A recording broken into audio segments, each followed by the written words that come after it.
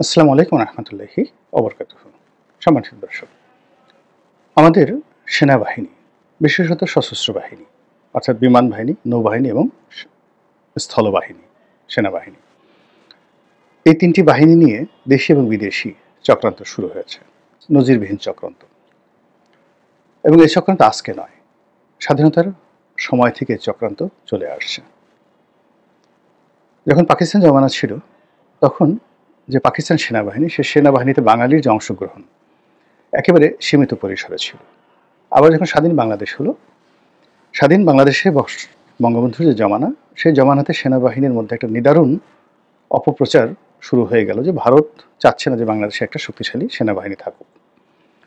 ২ নম্বরে যখন বঙ্গবন্ধু রক্ষী বাহিনী নামক একটি প্যারামিলিটারি বাহিনী গঠন করলেন, তখন কি হলো, এই যে সেনাবাহিনী, সেই সেনাবাহিনীর মধ্যে নানা রকম বিভ্রান্তি ছড়িয়ে পড়লো যে আসলে বঙ্গবন্ধু সেনাবাহিনীটাকে ডিসব্যান্ড করার চেষ্টা করছেন।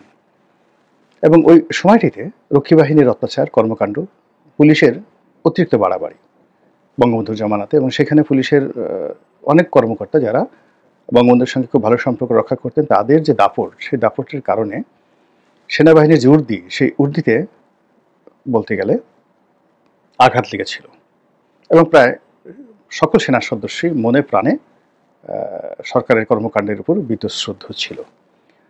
৭৫-১৫ আগস্টের পর যখন একটা পরিবর্তিত পরিস্থিতি এলো, সেই পরিবর্তিত পরিস্থিতিতে একেবারে ১৯৭৫ সনের আগস্ট মাস থেকে নভেম্বর মাস পর্যন্ত, ৭ই নভেম্বর পর্যন্ত সেনাবাহিনীর অস্তিত্ব নিয়ে যে ঘটনা ঘটেছে, এটি মানে দক্ষিণ পূর্ব এশিয়াতে অন্য কোনো সেনাবাহিনীর ভাগ্যে এই ঘটনা ঘটেনি। পুরো সেনাবাহিনী বিভক্ত হয়ে গেছিল অনেকগুলো গ্রুপে। বঙ্গভবন কেন্দ্রিক খন্দকার মোশতাকের অনুগত একটা গ্রুপ, সাবেক সেনা কর্মকর্তা এখন যেভাবে রাওয়াতে বসে ইকবাল করিম ভূঁইয়াদের নেতৃত্বে একটা গ্রুপ খুব তৎপর, ঠিক ওই সময়টাতে কর্নেল ফারুক, কর্নেল রশিদের নেতৃত্বে একটা গ্রুপ ভীষণ রকম ক্ষমতাধর হয়ে পড়েছিল, যারা সেনাবাহিনীতে ছিল না কিন্তু বাইরে থেকে চালাচ্ছিল। কর্নেল তাহের তিনিও সেনাবাহিনীর বাইরে থেকে আরেকটি গ্রুপ পরিচালনা করতেন, অসম্ভব রকম শক্তিশালী ছিলেন।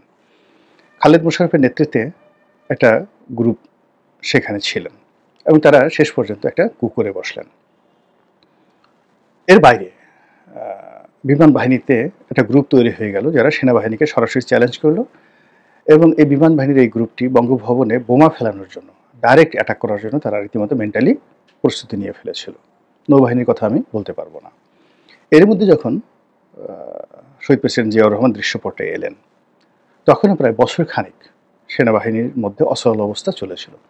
তিনি প্রাণান্ত চেষ্টা করে এখানে একটা কমান্ড ফিরিয়ে আনার চেষ্টা করেছিলেন, এবং এর ফলে সেনাবাহিনীর ভিতরে অসংখ্য কু হয়েছিল। এই যে বিভেদ এবং বিসংবাদ, এই কথাগুলো বললাম এই কারণে যে এটা এরকম একটা বাহিনী, স্পর্শকাতর সামরিক বাহিনী, এটা যুগে যুগে এখানে আপনি যদি একটা টোকা দেন ১০০ বছর আগে, সেই টোকাটা কিন্তু ১০০ বছর পর্যন্ত থেকে যায় এবং ধীরে ধীরে এটা ক্যান্সার আকারে দেখা দেয়। এবং এই যে জিয়াউর রহমান জামানাতে যে সকল কু হয়েছিল, পাল্টা কু হয়েছিল, যে পাল্টা কু বা কুয়ের পেছনে যেটা বঙ্গবন্ধু জামানার ফ্রাস্ট্রেশন ছিল, আবার বঙ্গবন্ধু জামানাতে যে ফ্রাস্ট্রেশন ছিল তার পেছনে মুক্তিবাহিনী, রক্ষী বাহিনী, ভারতীয় বাহিনী, আবার তারও আগে পাকিস্তান বাহিনী, তাদের থেকে এনে আবার বাংলাদেশে যারা মুক্তিযুদ্ধ করেছে, যারা করেনি, এই সকল বিভেদগুলো আবার দেখা গেল যে যখন জিয়াউর রহমান সাহেব তিনি শহীদ হলেন, জাস্টিস সাত্তার ক্ষমতায় আসলেন, এরশাদের নেতৃত্বে সেখানে একটা বিরাট কু হয়ে গেল। এবং এরশাদের জামানাতে যখন কু হলো, সেই কু হওয়ার ফলে এরশাদ খুব, যাকে বলা হয়, চতুরতার সঙ্গে তিনি মুক্তিযুদ্ধপন্থী যারা সেনা কর্মকর্তা, তাদেরকে সেই শহীদ প্রেসিডেন্ট জিয়াউর রহমানের হত্যাকাণ্ডের সঙ্গে সম্পৃক্ততা রয়েছে এই অছিলায় করে সেনাবাহিনীর ভিতরে যে অভিযান চালালেন, এতে অনেক মেধাবী, অনেক যোগ্যতর সেনা কর্মকর্তা ফাঁসির কাস্টে ঝুললেন, অনেকে চাকরি হারালেন। এই হলো তাদের যে একটা পার্মানেন্ট ড্যামেজ শুরু হয়ে গেল এরশাদ জামানাতে। দ্বিতীয় তাদের যে ড্যামেজ, সেই ড্যামেজটা হলো এরশাদ সেনাবাহিনীকে ব্যবহার শুরু করলেন রাজনৈতিক কর্মকাণ্ডে, তার ব্যক্তিগত অভিলাষ পূর্ণ করতে, এবং এই কাজ করতে গিয়ে তাদেরকে লোভ দেখালেন, নারী দিয়ে লোভ দেখালেন, পদ পদবি দিয়ে এবং অর্থ দিয়ে। সারা বাংলাদেশে যে সেনা শাসন শুরু হলো প্রথম দিকে, যে সকল মার্শাল ল কোর্টগুলো তিনি গঠন করে দিলেন, সেখানে যাচ্ছে তাই হওয়া শুরু করে দিল। যে সকল কর্মকর্তারা মেজর র্যাঙ্কের একটা ডিস্ট্রিক্টের চিফ মার্শাল অ্যাডমিনিস্ট্রেটর হিসেবে তারা দায়িত্ব পালন করতেন, এবং সেখানে যে নয়েস হয়, যদুমধু যা কিছু হয়েছে, এটা পুরো সেনাবাহিনীর যে স্ট্রাকচার সেটাকে নষ্ট করে দিয়েছে। ফলে ডিজিএফআই, তারপরে শেষে সেনা গোয়েন্দা এবং সেনাবাহিনীর যে ইমেজ, এটি মারাত্মকভাবে মানে লোপ পেয়েছে। পরবর্তীতে যখন 91-এর একটা পরিবর্তিত পরিস্থিতি এলো, সেটা কিন্তু উন্নয়ন ঘটেনি। সেটা উন্নয়ন ঘটেনি, এর সাথে যে সেই যে প্রিভিলেজগুলো, সেই প্রিভিলেজগুলো আরও বাড়লো। সেনাবাহিনীকে আরও সুযোগ দাও, আরও ক্যান্টনমেন্ট করো, ট্রেনিং দেওয়ার পরিবর্তে তাদেরকে টাকা দাও, তাদেরকে জাতিসংঘে পাঠাও, সব মিলিয়ে তাদের সুযোগ সুবিধা বৃদ্ধি করতে গিয়ে তাদের দক্ষতা এবং অভিজ্ঞতা কমিয়ে দেওয়া হলো, এবং তাদেরকে ইফেক্টিভ একটা সেনাবাহিনী বা দক্ষ সেনাবাহিনীর পরিবর্তে একটা রাজনৈতিক দলের অনুগত সেনাবাহিনী করার যে চেষ্টা, এটা শেখ হাসিনার জমানাতে এসে বটবৃক্ষে পরিণত হয়ে গেল। এবং 2009 থেকে একেবারে 25 পর্যন্ত এই সেনাবাহিনীতে যা কিছু আওয়ামী লীগ করেছে, এ সবই কসমেটিক ডেভেলপমেন্ট। ভালো ভালো হেলিকপ্টার, ভালো ভালো গাড়ি, ভিতরে অসম্ভব সুন্দর সুন্দর রাস্তাঘাট, সুযোগ সুবিধা, তারপর শেষে জলসিঁড়ি, আবাসিক প্রকল্প, মিরপুর ডিওএইচএস, এরকম অসংখ্য সুযোগ সুবিধা তাদেরকে দেওয়া হলো। এবং সেনা কর্মকর্তাদেরকে পুলিশের চাইতেও আরও, যাকে বলা হয়, আওয়ামী লীগের জন্য ইফেক্টিভ করার ক্ষেত্রে তারা এখানে দলীয় রিক্রুটমেন্ট বানানোর চেষ্টা করলো। কে আওয়ামী লীগ পরিবারের সন্তান, তার সঙ্গে আওয়ামী লীগের আত্মীয়তা আছে, তো এই সমস্ত দেখে বিবেচনা করে করে যাদেরকে নিয়ে আসা হলো সম্মুখ সারিতে, তারা সবাই আসলে সেনাবাহিনীর যে ঐতিহ্য, সেই ঐতিহ্যটিকে ধ্বংস করার কাজে বেশি সচেষ্ট ছিল। আরও একটা বিষয়, অর্থাৎ জাতিসংঘে যারা গিয়েছেন তারা এবং র্যাবে যারা এসেছেন তারা, এবং এর বাইরে সিভিল অ্যাডমিনিস্ট্রেশনে যাদেরকে বের করে আনা হয়েছে, বিভিন্ন যাকে বলা হয় ভূতাপেক্ষা নিয়োগ বলেন, কিংবা যাদেরকে প্রেষণে নিয়োগ, প্রেষণে মানে সেনা কর্মকর্তা কিন্তু ঢাকা মেডিকেল কলেজে নিয়োগ দেওয়া হয়েছে, সেনা কর্মকর্তা কিন্তু রাজুকে নিয়োগ দেওয়া হয়েছে। এরকম বাইরে সেনা কর্মকর্তাদেরকে যাদেরকে বের করে আনা হয়েছে, তারা সেনাবাহিনীর ভিতরে গিয়ে সেনাবাহিনীর সর্বনাশ করেছেন। কেননা এখানে এসে তারা পেটকে স্ফীত করেছেন, পকেটকে ভারী করেছেন। ব্যতিক্রম যে নাই, অনেকই ব্যতিক্রম আছে, কিন্তু বেশিরভাগ ক্ষেত্রে এই অভিযোগগুলো প্রবল। তো সেই অবস্থায় সেনাবাহিনীর কাছ থেকে আমরা শুধু আশা করেছি, তাদেরকে বিভিন্ন সময় তোয়াজ করেছি, তদবির করেছি, আমাদের দেশপ্রেমিক সেনাবাহিনী বলেছি, এগুলো বলেছি ভয়ে, যে সেনাবাহিনীর হাতে লাঠি আছে, যদি ভালো মতো না বলি ধরে নিয়ে যাবে, ডিজিএফআই নিয়ে আচ্ছা মতো আয়নাঘরে ঢুকিয়ে দেবে। কিন্তু অন্তর থেকে আসলে সেনাবাহিনীর কাছে আমাদের ওইরকম আশা আকাঙ্ক্ষা ছিল না। আমরা মনে করেছিলাম যে বেনজিরের সাথে আজিজ সাহেবের কোনো পার্থক্য নেই, পুলিশের সাথে সেনাবাহিনীর কোনো পার্থক্য নেই, সবই হাসিনা লীগ হয়ে গেছে, সবই হাসিনার লীগ হয়ে গেছে। কিন্তু যখন জেনারেল ওয়াকারুজ্জামান এই আগস্ট মাসে এসে দরবার ডাকলেন এবং শেখ হাসিনার বিরুদ্ধে অবস্থান দিলেন, মুহূর্তের মধ্যে সারা বাংলাদেশের যে জনমত, শ্রদ্ধা, ভালোবাসা, এটা এই ভদ্রলোকের উপর গিয়ে আপতিত হলো। তারপর সেনাবাহিনীর প্রতি মানুষের একটা আস্থা এবং বিশ্বাস চলে এলো। এবং যখন সেনাবাহিনীর প্রত্যক্ষ সহযোগিতায় অন্তর্বর্তীকালীন সরকার গঠিত হলো, তখন ডক্টর মোহাম্মদ ইউনূস এখানে দায়িত্ব নিলেন, এবং তিনিও অনেক দিন থেকে জনপ্রিয়। তিনি যখন নোবেল পুরস্কার পেলেন, সেই সময় থেকে আজ অবধি তার যে মান, সম্মান, জনপ্রিয়তা দেশ থেকে দেশান্তরে ছড়িয়ে পড়েছে। আবার অন্যদিকে সেনাবাহিনীর এই যেরকম একটা বিরূপ অবস্থা, যেটা একবারে 72 থেকে বা 71 থেকে শুরু করে 2025 সনের 24 সনের একেবারে আগস্ট পর্যন্ত চলে আসছিল, ঠিক সেই জায়গাটিতে হঠাৎ করে আগস্ট মাসের 5 তারিখে এসে জেনারেল ওয়াকারের নেতৃত্বে এটি নেপোলিয়ন বোনাপার্টের সেনাবাহিনী রূপে পরিচিত হয়ে গেল। তো যেটা হয়, এক বনের দুই বাঘ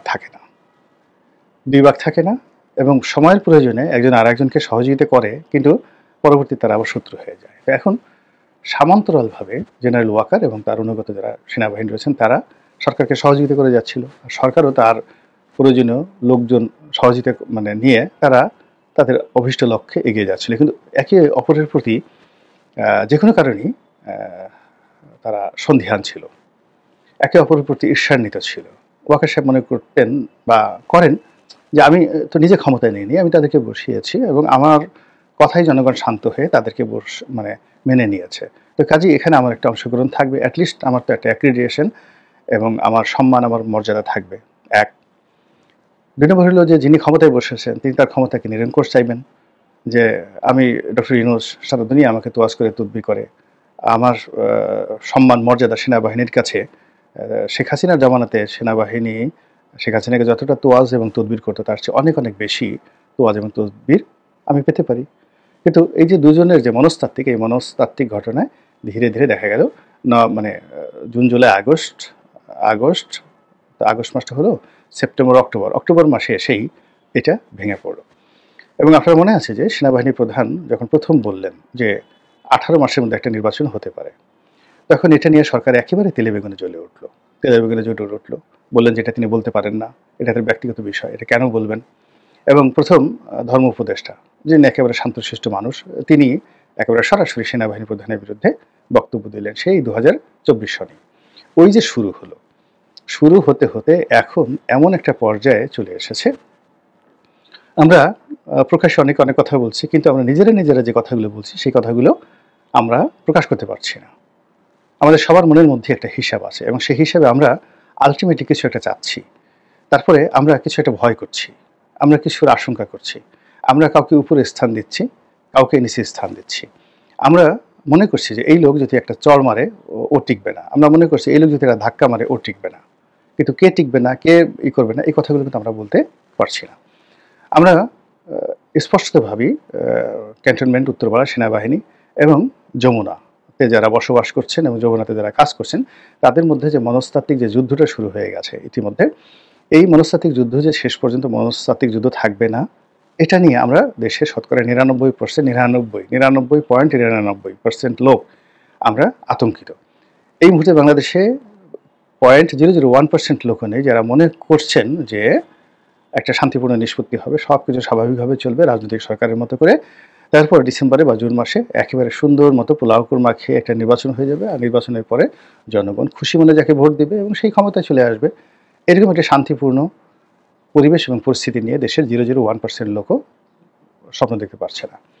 ফলে কি হচ্ছে, সব জায়গাতে আশঙ্কা, সব জায়গাতে স্বপ্নভঙ্গ, সব জায়গাতে হতাশা, ফ্রাস্ট্রেশন ছড়িয়ে পড়েছে এবং নানা রকম গুজব প্রায় প্রতিদিনই সোশ্যাল মিডিয়া থেকে শুরু করে মূলধারার গণমাধ্যম, চায়ের টেবিল এবং বিভিন্ন ক্ষমতার যে কেন্দ্রগুলো রয়েছে সরকারি এবং বেসরকারি, সেই ক্ষমতার কেন্দ্রে নানা রকম অঙ্ক কষাকষি হচ্ছে। যারা পালিয়ে আসছেন তারা উঁকি মেরে দেখার চেষ্টা করছেন যে কে ক্ষমতায় এলো, কে গেল। প্রতি মুহূর্তে এয়ারপোর্টের খোঁজখবর নিচ্ছেন, কারা যায় কারা আসে, পাসপোর্ট অফিসের খোঁজখবর নেওয়া হচ্ছে। তারপর প্রতি মুহূর্তে রাত বিরেতে তারা সেই ব্যালকনিতে দাঁড়িয়ে যার অবস্থা, রাস্তার দৃশ্য দেখার চেষ্টা করছে যে ওখানে গাড়িগুলোর চালচলন কেমন, কোথাও একটা ছোট শব্দ হলে সবাই আতঙ্কিত হয়ে পড়ছেন। ঠিক এইরকম একটি অবস্থা, সেই রকম একটি অবস্থায় সেনাবাহিনী একটি সংবাদ সম্মেলন করলো। যখন এরকম সন্দেহ শুরু হলো, সেই সংবাদ সম্মেলনে তারা যখন বলল যে সরকারের সাথে তাদের কোনো সমস্যা নেই, লোকজন বলল সমস্যা আছে, এই কথা আমরা বুঝি, এই যে আপনারা বললেন যে সমস্যা নেই, এটা তো বলার দরকার নেই, যখন আপনারা বলেছেন ইট মিনস সমস্যা আছে। আপনারা তো কখনো কোনো অবস্থাতেই সংবাদ সম্মেলন ইতিপূর্বে করেননি, শেখ হাসিনার সাথে আপনাদের সমস্যা হয়নি, খালেদা জিয়ার সাথে হয়নি, এরশাদের সাথে হয়নি, কোনো অবস্থাতেই সেই এমনকি বঙ্গবন্ধুর জমানাতে হয়নি যে সেনাবাহিনী তারা সরকারের সাথে সমস্যা নেই এরকমভাবে কথা বলে স্বাধীনতার পরে আজ অবধি তারা একটা সংবাদ সম্মেলন করেছে। ইতিপূর্বে বেশ কয়েকবার অন্তর্বর্তীকালীন বা তত্ত্বাবধায়ক সরকার এসেছে, জাতির অনেক গুরুত্বপূর্ণ বিষয় আসছে, সেনাবাহিনী কথা বলেছে, যেমন দেখা গেল তাদেরকে দুর্যোগ ব্যবস্থাপনার দায়িত্ব দেওয়া হয়েছে, তারা কথা বলেছে। কিন্তু এইরকম সরকারের সাথে তাদের কোনো দূরত্ব নেই, এই বিষয়ে কখনো সেনাবাহিনী তারা নিজেরা আত্মতুষ্টি লাভ করার জন্য, জনগণকে বোঝানোর জন্য নিজেরা এগিয়ে এসে সংবাদ সম্মেলন করেনি। যখন আপনারা এই কাজটা করছেন it means there is a problem. এবং সেনা সদস্য যারা রয়েছেন তাদের প্রতি ডিউ রেসপেক্ট নিয়ে বলি যে এটা এমন একটা বাহিনী, এমন একটা সংস্থা যেখানে একবার সমস্যা শুরু হলে ওই সমস্যাটা নিষ্পত্তি হতে হয় সামরিক কায়দায়, ইন এ মিলিটারি ওয়ে। তো সেই মিলিটারি ওয়ের অনেকগুলো বিধান রয়েছে within the cantonment, between the cantonment and civilian, between the government and military, এবং between the court and between the road, রাস্তা এবং সামরিক আদালতে। এই জিনিসগুলো নিষ্পত্তি হতে হয় এবং এখানে হায়ার অ্যান্ড ফায়ার, ধরো মারো কাটো, মানে প্রতিপক্ষকে নির্মূল করতে হবে, নির্মূল করে তারপরে শেষে সেখানে সমাধান। কিন্তু এর বাইরে সাধারণত মিলিটারি লাইনে কখনোই সমস্যার সমাধান হয় না, কখনো হয় না। তো যখন সেনাবাহিনী বলছে আমাদের কোনো সমস্যা নেই, তখন আর মানুষের ভয় লেগে যাচ্ছে। এবং যারা মানে সেনাবাহিনীতে যে সমস্ত, ধরেন একজন ব্রিগেডিয়ার হলেন, এখন একজন ব্রিগেডিয়ারের বয়স তো খুব বেশি না, তার অভিজ্ঞতা খুব অল্প, অভিজ্ঞতাও অল্প। এখন যারা এই সিভিল সোসাইটিতে আছেন, ধরেন ঢাকা বিশ্ববিদ্যালয়ে যারা মিলিটারি ল পড়ান বা নিরাপত্তা বিষয়ক পড়াশোনা করেন, বা সেনাবাহিনী থেকে যারা অবসর গ্রহণ করেছেন, সেনাপ্রধান, ব্রিগেডিয়ার জেনারেল, মেজর জেনারেল, তারা দেখা গেল অবসর গ্রহণ করার পরে গত 20 বছর ধরে তারা দেশ বিদেশে ঘুরে এত বইপত্র পড়েছেন, এত অভিজ্ঞতা সঞ্চয় করেছেন, যেটা সেনাবাহিনীর ভিতরে থেকে তারা যদি 10% অভিজ্ঞতা অর্জন করে থাকেন about the military rules, regulation and military mind, military establishment, ভিতরে বসে যদি তারা দেখা গেল যে একেবারে সেনাবাহিনীর সবচেয়ে একজন মেধাবী কর্মকর্তা ধরেন আপ টু সেনাপ্রধান হলো, কিন্তু পরবর্তীতে দেখা গেল যে সে রিটায়ার্ড করার পরে জাতিসংঘ পরামর্শক হিসেবে কাজ করলো, বিভিন্ন বিশ্ববিদ্যালয়ের অধ্যাপক হিসেবে কাজ করলো, তার হাতে যে সময় আছে সেই সময়টাতে সে বিশ্বের যে ডিসিসিভ ব্যাটেলগুলো সে পড়লো, মিলিটারি হিস্ট্রি পড়লো, পড়ে সে টোটাল যে বিষয়গুলো এত চমৎকারভাবে সে বুঝতে পারলো যেটা ক্যান্টনমেন্টের মধ্যে বসে সে কখনো বুঝতে পারেনি। ফলে এখন ক্যান্টনমেন্টের মধ্যে যারা আছেন তারা দেশ চাইতে ক্যান্টনমেন্টের বাইরে যারা সাবেক সেনা কর্মকর্তা আছেন এবং একই সঙ্গে সিভিলিয়ানদের মধ্যে যারা সামরিক ম্যাটার নিয়ে লেখাপড়া করেন, তারা এই সেনাবাহিনীর প্রতিটা লেফট রাইট, প্রতিটা অঙ্গভঙ্গি, প্রতিটা কথা, তাদের বডি ল্যাঙ্গুয়েজ, তাদের চলাফেরা, তাদের কণ্ঠস্বর, তাদের চাহনি, সব কিছুর মধ্যেই যে মেসেজ আছে, সেই মেসেজটা যেভাবে বাইরের লোক রিড করতে পারে, এভাবে জেনারেল ওয়াকারের যারা অধীনস্থ লোকজন আছেন তিনি সহ তারা সেভাবে রিড করতে পারেন না। ফলে আমরা বাইরে যারা আছি তারা এই যে সেনাবাহিনীর যে তৎপরতা, তারা বলছে কোনো সমস্যা নেই, আমরা সমস্যা দেখতে পাচ্ছি, তারা বলছেন যে আমরা এই বাংলাদেশ বিরোধী, মানে খুব ফর্মাল কতগুলো কথা, বাংলাদেশের স্বার্থবিরোধী কোনো কাজ তারা করতে দেবেন না। আরে স্বার্থবিরোধী কাজগুলো ঠেকানোর জন্যই তো তাদেরকে রাখা হয়েছিল, বলার কি দরকার আছে? তাহলে কি কেউ স্বার্থবিরোধী কাজকর্ম করছেন? মানে এমনি নাচুনি বুড়ি, তারপর যদি আবার ঢোলের বাড়ি দেওয়া হয়। তো সব মিলিয়ে যে সেনাবাহিনীর যে সংবাদ সম্মেলন, তা সাম্প্রতিককালে জেনারেল ওয়াকারুজ্জামান এবং জনাব ডক্টর মোহাম্মদ ইউনূসের সঙ্গে যে বিরোধের কথা আমরা শুনতে পাচ্ছি, এবং এই দুজনকে কেন্দ্র করে যে সকল গুজব, যে সকল সত্য মিথ্যা ছড়িয়ে যাচ্ছে, এবং যেভাবে যমুনা এবং উত্তরপাড়ার মধ্যে দূরত্ব তৈরি হয়েছে, যেভাবে রাজনৈতিক দলগুলোর সঙ্গে সেনাবাহিনীর সম্পর্ক, এবং একই সঙ্গে সেনাবাহিনীর সঙ্গে বিভিন্ন মহলের যে আন্তঃযোগাযোগ এই মুহূর্তে ঘটছে, তার মধ্যে জনগণ নতুন কিছু খোঁজার চেষ্টা করছে। আর সেই নতুন বিষয়গুলো আমাদের জন্য কল্যাণকর হবে না অমঙ্গলজনক হবে, এটা সময়ই বলে দেবে। মহান আল্লাহ আমাদের সবাইকে হেদায়েত দান করুন এবং হেফাজত করুন। আসসালামু আলাইকুম ওয়া রাহমাতুল্লাহি ওয়া বারাকাতুহু।